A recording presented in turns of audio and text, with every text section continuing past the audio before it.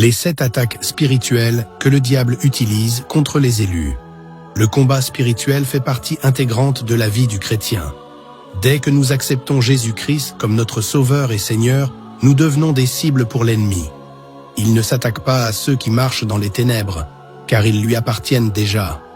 Mais les élus de Dieu, ceux qui brillent de la lumière du Christ, deviennent des cibles privilégiées de ses manœuvres. Aujourd'hui, nous allons explorer 7 attaques spirituelles que le diable utilise pour tenter de détourner les élus du chemin de la vérité. Ces stratégies ne sont pas toujours évidentes, mais elles sont réelles. En les exposant à la lumière, nous apprendrons comment les surmonter par la puissance de Dieu. Avant de commencer, je t'invite à t'abonner à cette chaîne pour recevoir d'autres messages qui nourrissent ta foi et t'aident à marcher dans la lumière. Active également la cloche pour ne rien manquer. Ce que tu apprendras aujourd'hui pourrait transformer ta vie.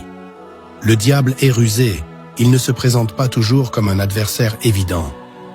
Non, il préfère s'introduire subtilement dans nos vies, utilisant des stratégies cachées pour saper notre foi, affaiblir notre détermination et nous éloigner de notre appel divin. Mais Dieu ne nous a pas laissés sans défense. À travers sa parole, il nous a donné les clés pour reconnaître et vaincre les plans de l'ennemi. La première attaque que l'ennemi utilise contre les élus, c'est le doute.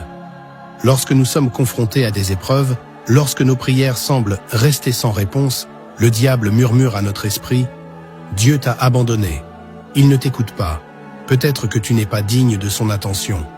Ce doute s'infiltre doucement, comme un poison, affaiblissant notre foi. Mais rappelons-nous les paroles de Jésus dans Marc 11, 23. « Tout ce que vous demanderez en priant, croyez que vous l'avez reçu, et cela vous sera accordé. » La foi est notre bouclier contre cette attaque. Lorsque le doute surgit, proclamons la fidélité de Dieu et la puissance de ses promesses. La deuxième attaque, c'est la distraction. Dans ce monde moderne, les distractions sont partout. Les réseaux sociaux, les divertissements, les responsabilités quotidiennes, toutes ces choses peuvent nous détourner de notre communion avec Dieu. Le diable sait que si nous restons ancrés dans la prière et la lecture de la parole, il ne pourra pas nous atteindre. Alors, il s'arrange pour remplir nos journées d'activités qui nous éloignent du spirituel. Mais Jésus nous rappelle dans Matthieu 6, 33, « Cherchez d'abord le royaume de Dieu et sa justice, et toutes ces choses vous seront données par-dessus. » Remettons Dieu au centre de notre vie et refusons de nous laisser distraire par ce qui est secondaire. La troisième attaque est plus subtile, mais tout aussi dangereuse. Les pensées négatives et la culpabilité. Combien de fois avons-nous entendu cette petite voix nous rappeler nos erreurs passées, nos échecs, nos péchés? L'ennemi aime utiliser nos faiblesses contre nous pour nous convaincre que nous ne sommes pas dignes de l'amour de Dieu. Mais écoutez ceci, il n'y a donc maintenant aucune condamnation pour ceux qui sont en Jésus-Christ. Romains 8, 1. La grâce de Dieu est plus grande que n'importe quel péché. Lorsque nous confessons nos fautes et que nous nous repentons sincèrement, Dieu nous pardonne et nous purifie. N'écoutez pas les accusations du diable. Il est le père du mensonge, et son objectif est de vous faire oublier votre identité en Christ. La quatrième attaque, c'est l'isolement. Le diable sait qu'un croyant isolé est plus vulnérable. Lorsqu'il parvient à nous éloigner de la communauté des fidèles, il peut plus facilement semer le découragement et l'abattement. Peut-être avez-vous déjà entendu cette pensée. Personne ne te comprend vraiment. Tu es seul dans ce combat. Mais c'est un mensonge. Dieu nous appelle à marcher ensemble en tant que corps de Christ. Hébreux 10, 25 nous exhorte à ne pas abandonner nos assemblées, mais à nous encourager mutuellement, surtout alors que le jour du Seigneur approche. La communion fraternelle nous fortifie et nous protège contre cette attaque. La cinquième attaque que le diable utilise, c'est l'épuisement spirituel. Il s'arrange pour que nous nous sentions fatigués, surchargés, à bout de force, au point que prier ou lire la Bible devienne un fardeau. C'est dans ces moments de faiblesse qu'il murmure « Tu es trop fatigué pour prier. Pourquoi te fatiguer? Cela ne changera rien. » Mais c'est précisément lorsque nous sommes faibles que Dieu manifeste sa force. Ésaïe 40, 31 nous rappelle que ceux qui espèrent en l'Éternel renouvellent leur force, qu'ils s'élèvent avec des ailes comme des aigles, qu'ils courent et ne se lassent point. Si vous ressentez cet épuisement, tournez-vous vers Dieu.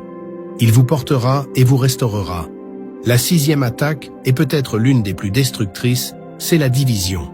Le diable aime semer la discorde parmi les croyants, que ce soit dans les familles, dans les églises ou dans les amitiés. Une église divisée est une église affaiblie. Jésus a prié pour l'unité de ses disciples dans Jean 17, 21, disant « Je prie pour qu'ils soient un, comme toi, Père, tu es en moi et comme je suis en toi. » Nous devons veiller à ne pas laisser le diable utiliser nos désaccords pour nous éloigner les uns des autres. La paix et l'amour doivent toujours être au cœur de nos relations. Enfin, la 7e attaque, c'est la peur. La peur est une arme puissante que le diable utilise pour nous paralyser et nous empêcher de marcher dans la foi. Peur de l'avenir, peur de l'échec, peur de l'inconnu.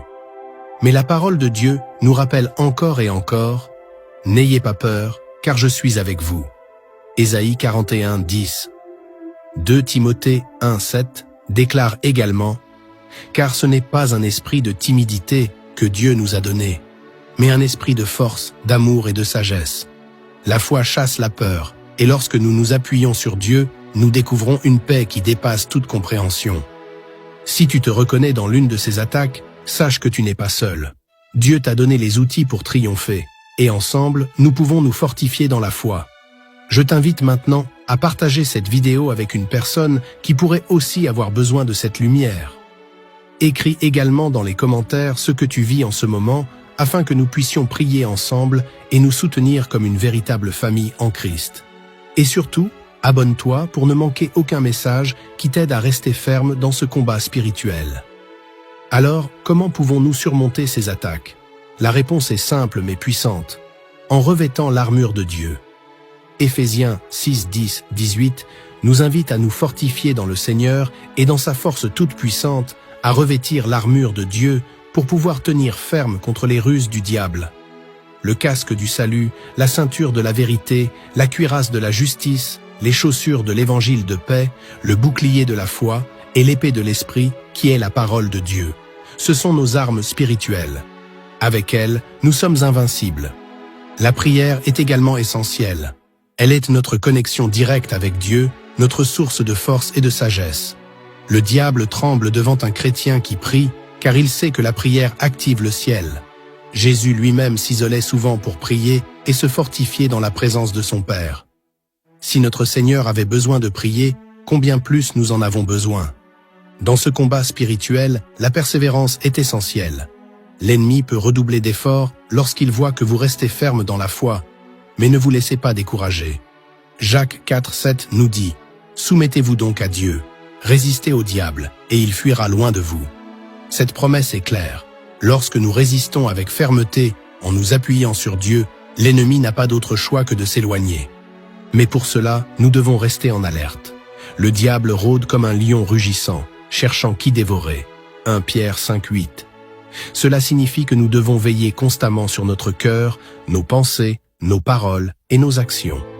Chaque jour, demandez à Dieu de vous aider à rester vigilant et de vous donner la sagesse pour discerner les attaques de l'ennemi. La prière du matin est un moment clé pour déposer votre journée entre les mains du Seigneur et demander sa protection divine.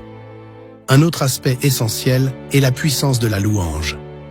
La louange n'est pas seulement une reconnaissance de la grandeur de Dieu, c'est aussi une arme spirituelle puissante. Dans 2 Chroniques 20, 22, nous voyons que lorsque le peuple de Juda a commencé à louer Dieu, leurs ennemis ont été mis en déroute. La louange change l'atmosphère et invite la présence de Dieu. Alors, chantez des louanges, même dans vos moments les plus sombres. Le diable déteste entendre un cœur rempli de gratitude et de foi. De plus, il est important de se rappeler que nous ne combattons pas seuls. Dieu est avec nous à chaque étape. Jésus nous a promis dans Matthieu 28, 20. « Et voici, je suis avec vous tous les jours, jusqu'à la fin du monde. » Vous n'êtes jamais seul dans ce combat. Même lorsque tout semble s'effondrer autour de vous, Dieu est là, il vous soutient et combat pour vous. Exode 14, 14 déclare « L'Éternel combattra pour vous, et vous, gardez le silence. » Alors, à vous qui écoutez ce message, ne perdez pas courage. Vous êtes appelés à être des vainqueurs, à triompher des ruses de l'ennemi. Revêtez l'armure de Dieu chaque jour. Passez du temps dans la prière, méditez la parole et restez connectés à une communauté de croyants qui peut vous fortifier dans votre foi. Chaque attaque que vous surmontez vous rend plus fort et plus proche de Dieu. N'oubliez pas que celui qui est en vous est plus grand que celui qui est dans le monde. 1 Jean 4,4. Avant de conclure, permettez-moi de prier pour vous. Ensemble, élevons nos cœurs vers Dieu et déclarons sa victoire sur nos vies. Seigneur Tout-Puissant, nous venons devant toi avec humilité et confiance, reconnaissant que tu es notre refuge et notre force. Merci pour ta présence constante, même dans nos moments de faiblesse. Père, nous te demandons de nous protéger contre les attaques de l'ennemi. Donne-nous la sagesse pour discerner ses ruses et la force pour y résister avec foi. Remplis nos cœurs de ta paix, de ta joie et de ton amour. Seigneur, habille-nous de ton armure divine et aide-nous à marcher chaque jour dans ta lumière. Nous proclamons aujourd'hui que la victoire est nôtre, car Jésus-Christ l'a déjà remportée à la croix. Nous te louons et te rendons gloire, au nom puissant de Jésus. Nous prions. Amen. Frères et sœurs, ce combat spirituel est réel, mais souvenez-vous, en Christ, nous sommes déjà plus que vainqueurs. Si cette vidéo vous a parlé, laissez un Amen dans les commentaires pour déclarer votre foi et proclamer votre victoire sur les ruses de l'ennemi. Partagez ce message avec quelqu'un qui traverse des épreuves, car vous pourriez être l'instrument que Dieu utilise pour le fortifier aujourd'hui. Et surtout, abonnez-vous à cette chaîne pour continuer à recevoir des messages qui nourrissent votre âme et vous aident à marcher dans la lumière. Que Dieu vous bénisse abondamment et qu'il renouvelle vos forces chaque jour.